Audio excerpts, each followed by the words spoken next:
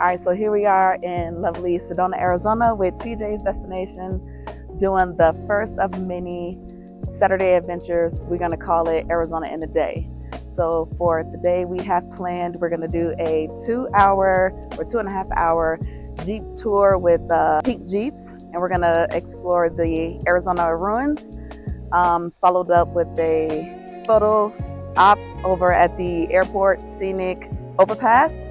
And maybe try to fit in maybe a 1 or 1.5 mile hike at one of the hike trails out here. Of course, we're gonna grab some lunch at one of the restaurants over here. And then, I don't know, maybe grab some dinner before we head back to Gilbert. But all in all, today is gonna be like an 8-hour day while we're out here. And yeah, let's see what we got to explore out here in Sedona. We are going to the Pink Jeep tours up here. Pink Jeep tours, okay. And we are going to do a guided tour of the Arizona ruins. Okay.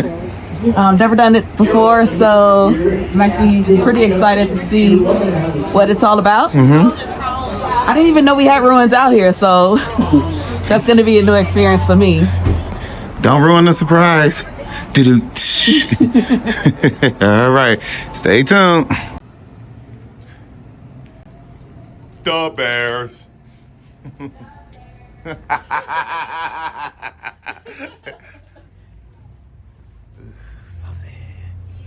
We are in beautiful Sedona right now. They got a whole chocolate factory. We gotta come back. Oh, not Willy Wonka in them. You see, beautiful Sedona, and we are headed to the Pink Jeep tour to go and see some ruins. Really don't want to ruin the surprise. I'm gonna make that work no matter what. I see that. That's my goal today. I'm like, wait, can we do that already?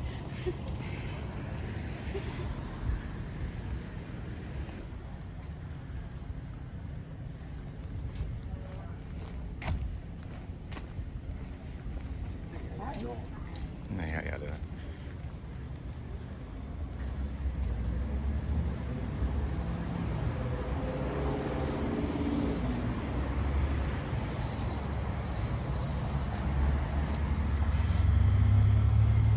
Checking in. Checking in.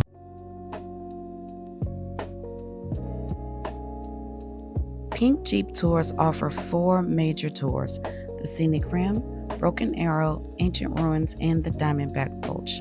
The tour we're going to do today is the Ancient Ruin tours, but we are actually getting it as a combo. So with ours is also going to come the Red Rock Range combo. So we're going to get to see the ruins and some really cool rock formations. So let's get started.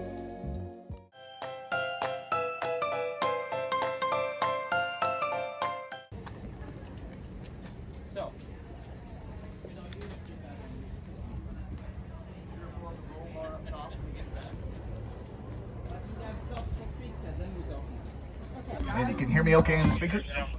This is Eric. He's the one who will be taking us on our roller coaster ride off the cliff.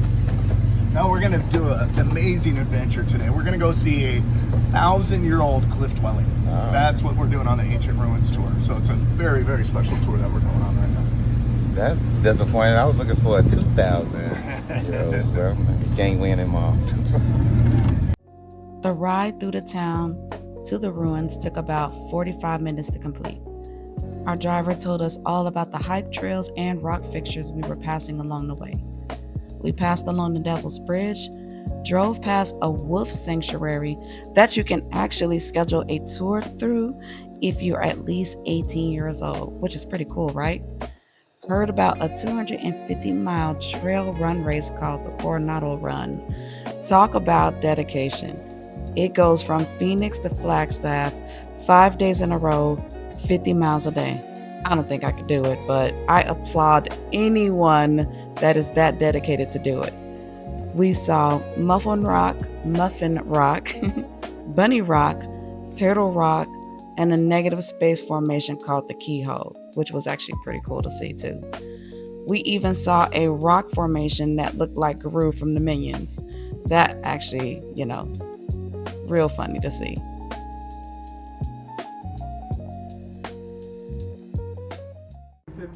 looks like that.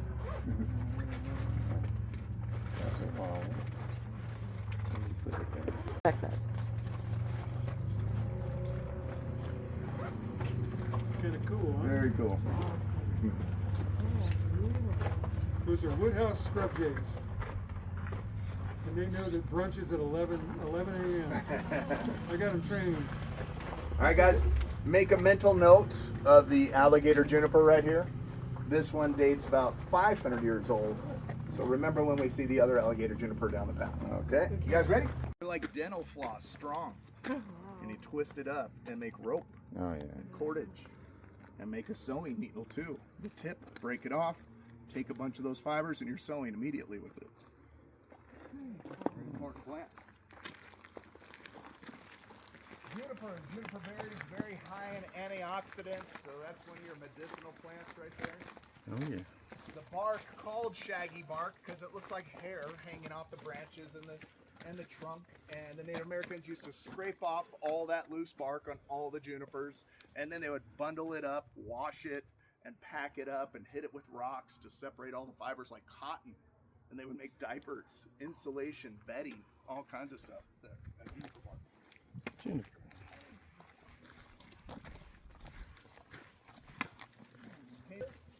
Very high in vitamin C, the needles are.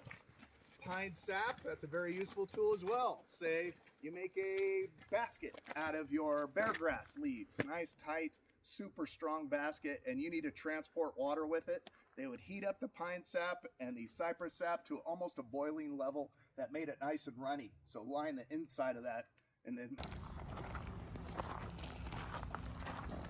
all these plants and trees have uses. Pretty. The leaves are for settling your stomach. You make a tea out of the leaves and the flowers. Put the juniper berries in and the pine needles. Worst tea ever tasted, but it's good for you.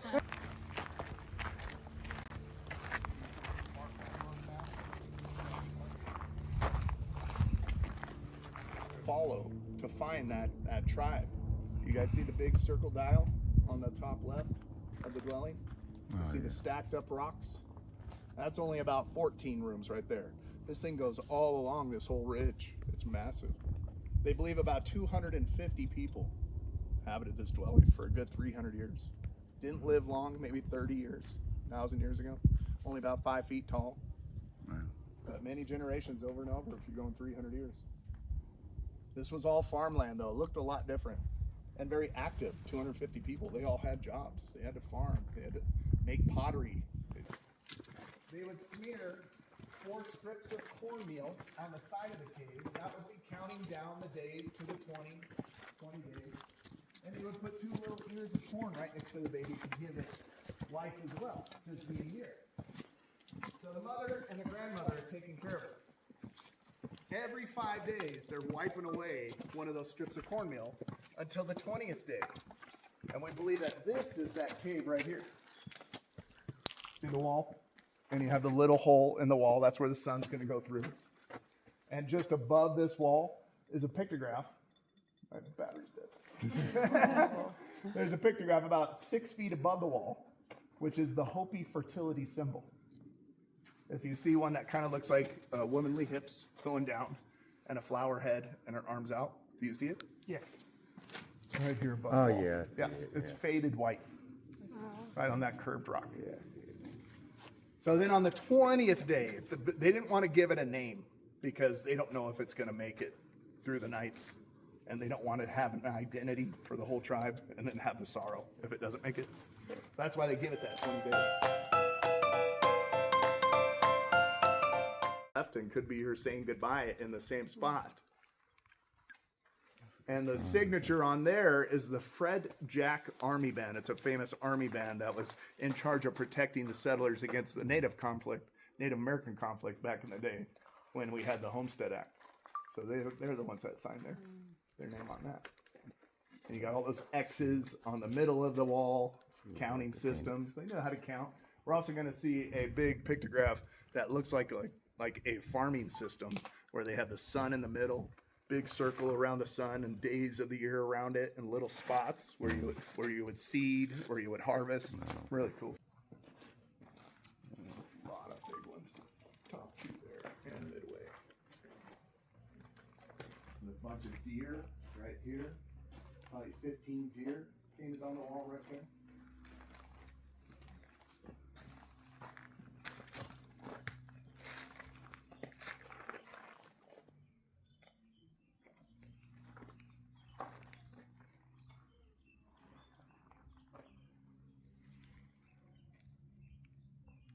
How we knew that they were nomadic, we had that saguaro cactus painted on the wall right here. Our handprints there, but that's not what we want.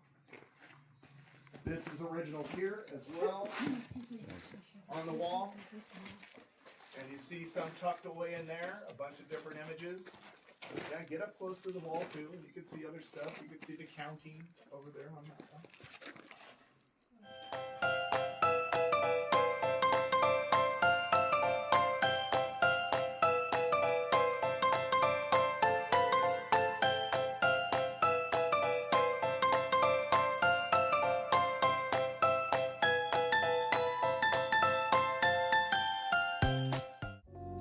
On the way back, we learned the history of where the name Sedona actually originates from.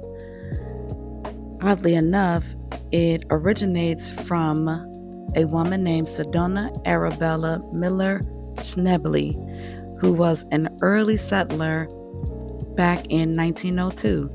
Her husband, Theodore Carlton Schneble, he was the first postmaster, and they needed a name for the town's post office. And while T.C. Thomas Carlton proposed the name Oak Creek Crossing and or Schneble Station, the Postmaster General rejected them both. His brother then suggested just naming the post office after T.C.'s wife, Sedona, which is where the city Sedona got its name. And there she is right there, Mrs. Sedona. Just got done with your pink tour to the ruins. And what are we thinking? I am thinking it was a great tour. Our tour guide was Eric. He was great. We are definitely going to come back and do the Broken Arrow tour. We did the ruins today. We saw a lot of great stuff, informational stuff. A lot of stuff I didn't know about existed here in Arizona. So we're definitely going to come back and do the more adventurous tour. Get that Jeep rocking and maybe fall out of it. Hopefully, maybe with the Broken Arrow tour. I'm all for it. Now it's time to eat.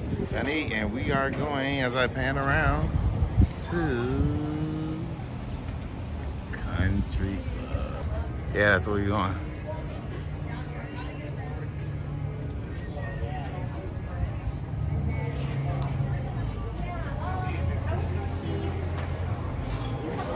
All right, we are here at the Cowboy Club in Sedona after doing a pink Jeep tour to the ruins.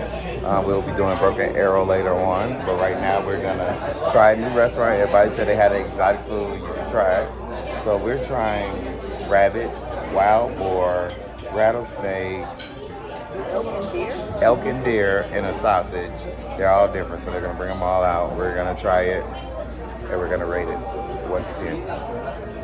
Anyway, if we survive. I got the Cowboy Up Burger, which is a big burger, and it comes with bison baked beans, which is bison pot roast inside of the beans.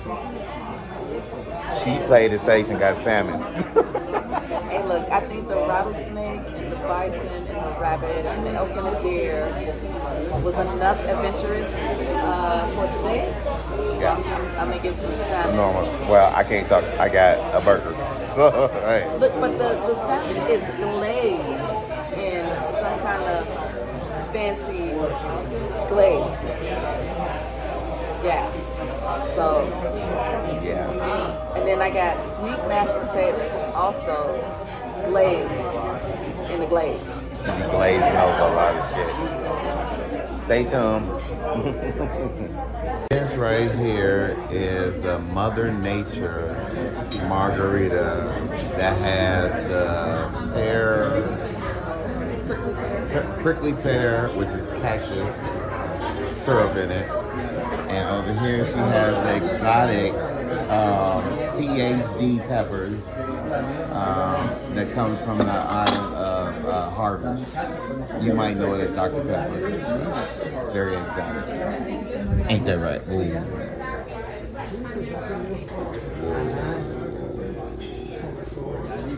Beautiful. And this is the antelope. Is bison, whelk, elk, and wagyu beef. This one's antelope and rabbit. This one's rattlesnake, jackrabbit, wild boar chicken. Jackrabbit, rattlesnake, and wild boar. Yeah. And you heard that. All right. Enjoy, you guys. Thank you.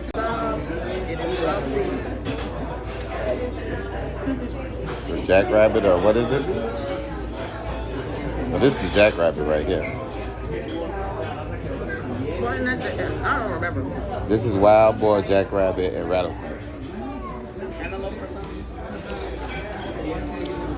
Antelope. I forgot. I got it on camera though. This ain't bad.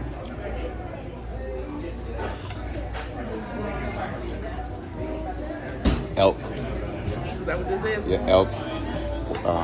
Wild boar. And something else that he said.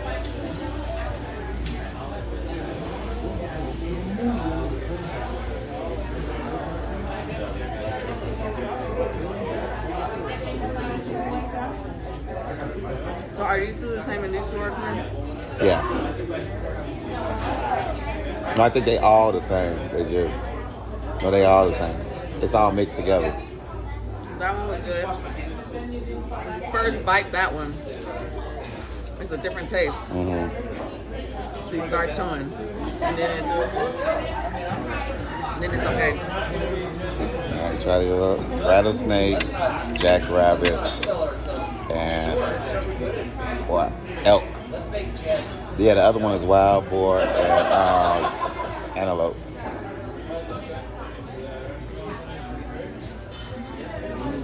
Barbecue sauce is good. All right, so this one just tastes like a sausage.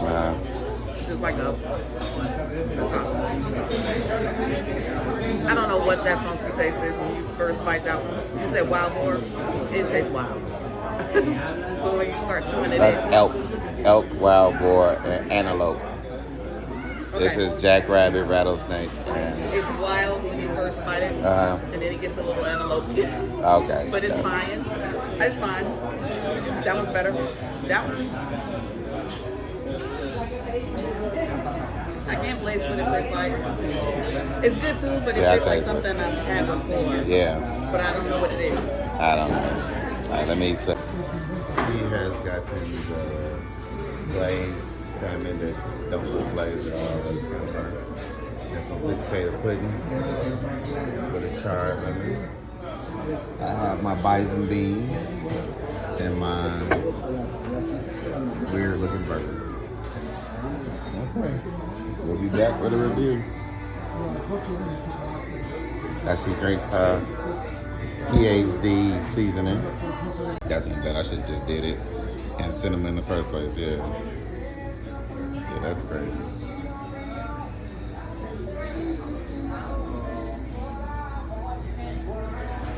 Now move the meat around. Yeah, that's steamy. That's some steamy ass meat. How we looking over here, you guys? Nice and steamy. Yeah, awesome. We looking Can I get you another drink? palm orange. You good? All right, you guys enjoy everything. Thank you. I'll be back with more time.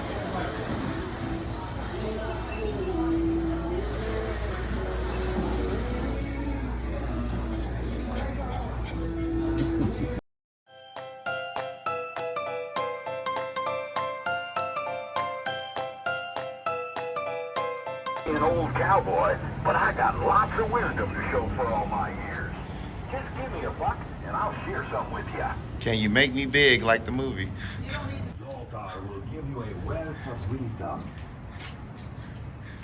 Are you gonna have Zoltar next to Yosemite Sam? Zoltar. I need you to make me bigger. Make me bigger, Zoltar. She got her faces the Snickers Snicker Tappy. pre-cut. I'm trying to get it.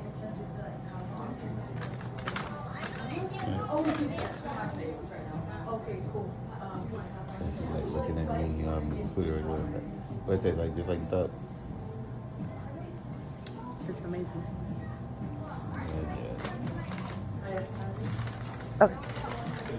All right. So now we're headed to the highest point of Sedona where you can get the best pictures and videos and everything. It's called the Airport Mesa Overlook. And the best part about it, it's free. So we got up to the Airport Mesa Overlook a little bit too late to get the free parking. There's only like a few spots. But if you go up a little bit further, just a little bit further, there is a better view. And it's only $3 to park. So the view up here is much higher, way better than the free view down below. So when you do come up here, I would advise bring $3 so that you can pay to park. And they do have cold bottled waters, and they do have an ice cream truck up here that you could get some fruit, real fruit ice cream. So yeah, this is what I would advise. The view's so much better, and it's only $3 to park up here.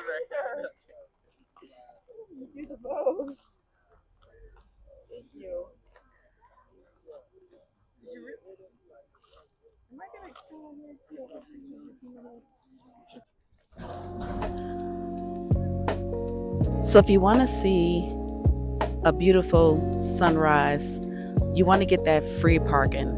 It's on the lower when you first come up. It shows mostly nature. It's on the other side of the $3 parking, which is where we are right now.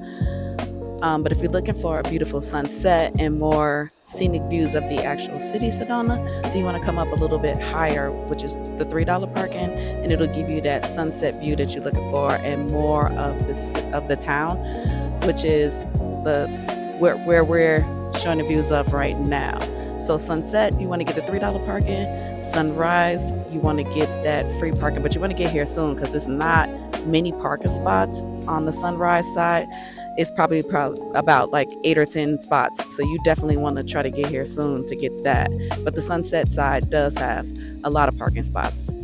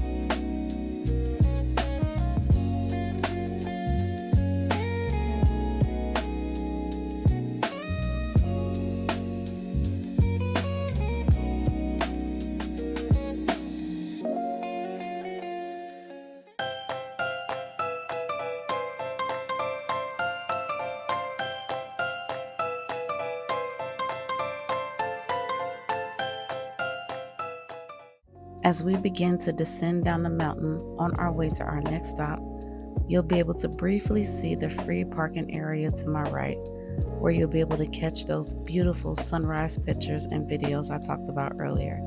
But remember, it is a very small area, so you'll definitely have to get there pretty early to lock down one of those spots.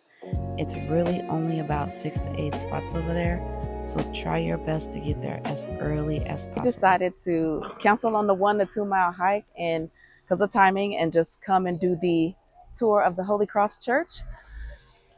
It wasn't too far from where we were with the airport scenic view. And so now here we are.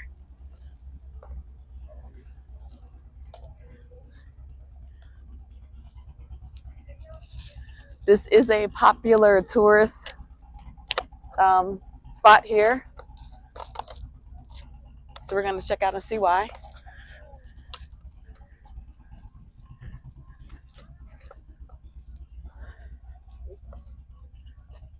Chapel of the Holy Cross was commissioned by local rancher and sculptor Marguerite Brunswick Stahl in 1956 after being inspired by the Empire State Building in 1932.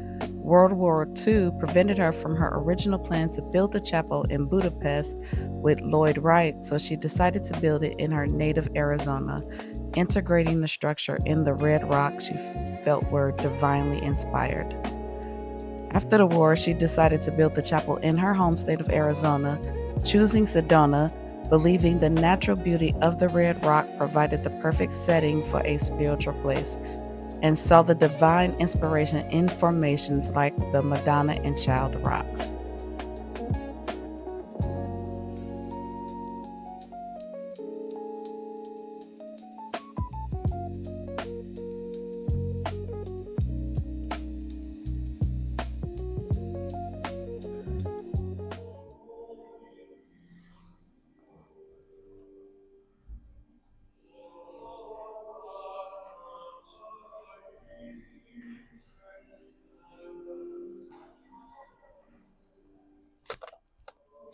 It was completed as a memorial chapel for her parents and remains open to the public as a place of worship and architectural wonder.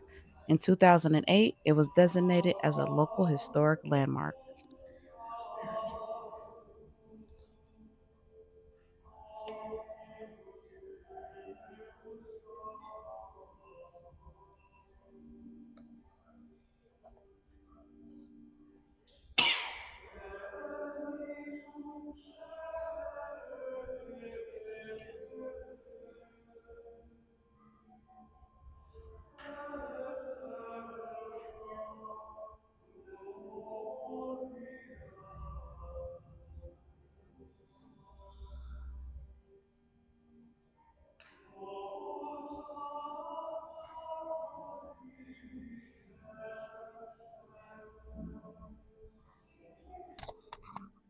They say if you step into the feet and look straight up, Jesus is looking down on you.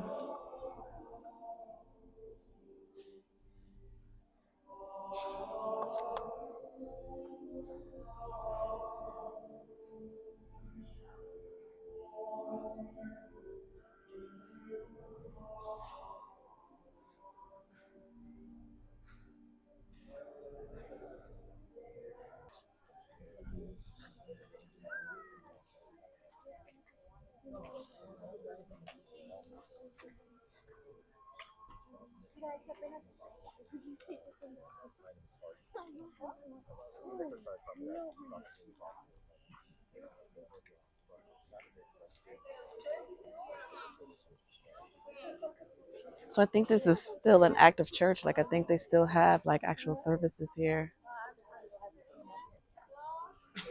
Looks like Wednesdays and Fridays.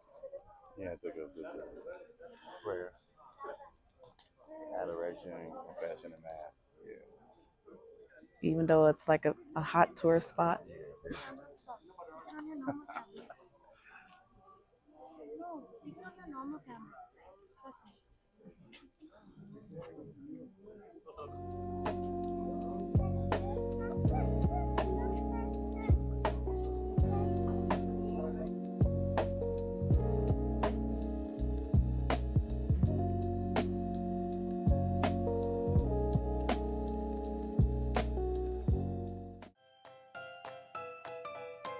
Thank you for watching.